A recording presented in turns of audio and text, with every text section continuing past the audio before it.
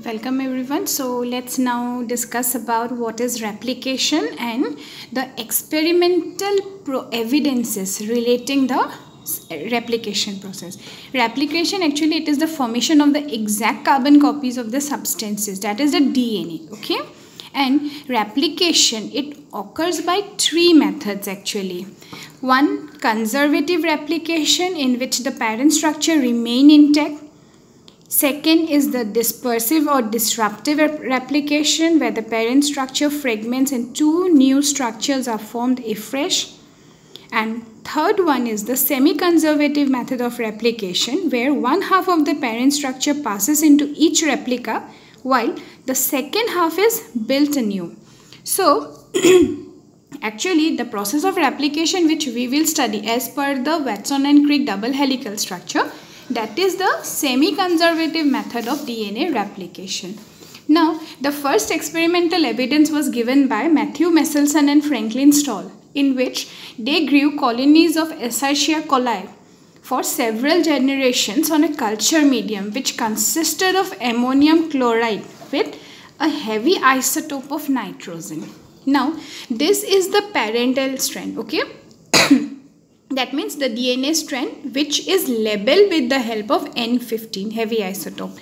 Now, when it was grown, it was incorporated into the newly synthesized DNA, and the heavy DNA molecule, it could be distinguished from the normal one by centrifugation in cesium chloride density gradient. Okay, so these cells were actually then transferred into normal medium, in a medium with normal ammonium chloride which consisted of N14 nitrogen. Okay, that means this is the normal type and this is the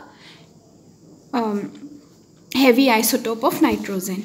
Now, when these were cultured, then in the first generation, which was observed exactly after 20 minutes, it was observed that a hybrid was obtained. Now, you can see in the diagram that this is the hybrid which consisted of one strand of DNA labeled with N14 and the other strand which is labeled with N15. Okay. Similarly, this hybrid also consisted of one strand with N14 and other strand with N15. That means this indicates that the parental strand is still present and the newly formed strand of DNA that was labeled with N15. This represents the semi-conservative method. Further, it was again continued to observe the second generation, which was observed after about 40 minutes. And there it was seen that the new strands of DNA that were formed, it consisted of two hybrid strands and two parental strands. That means the ratio of the hybrid and the parental strand occurred in the 50:50 ratio. Okay, so if this was supposed to be continued, then the ratio of intermediate hybrid type and the normal type was about 25% is to 75% respectively. That means increase in the amount of light DNA and decrease in the hybrid DNA can be possibly due to the conservative method of replication. And this also it was observed by the cesium chloride centrifugation process, that was with the heavy isotope and normal nitrogen. They were forming bands of different type which can be observed very properly. Okay, so this was the first experimental evidence related or regarding the semi-conservative method of DNA replication.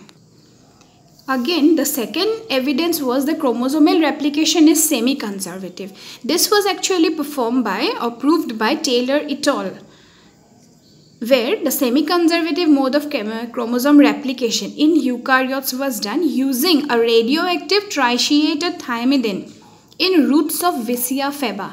Okay, so they supplied the roots of Vicia faba with radioactive tritiated thymidine, that is H3 thymidine, for a few days, and then it was withdrawn and again normal non-radioactive chemicals were given. Okay, so this is the chromosome which is labeled with H3 thymidine, and this was then replaced by the normal chemical and then allowed to continue for obtaining their generations.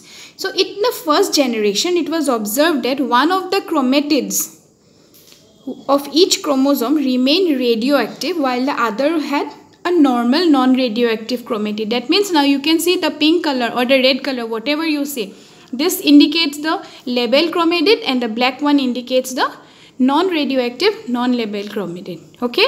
Simultaneously, in the next generation, when we came, it was observed that 50% of the chromosomes, these were labeled. Okay, that means see, this is the hybrid chromosomes and 50% was not at all labeled. Okay, this indicated that the replication of the chromosome similar to that of the DNA was also a semi-conservative one. Okay, now these two evidences, the semi-conservative method of replication of DNA and the semi-conservative method of replication of chromosome, both are important, but basically the Michelson and Stahl experiment is important for your replication purpose.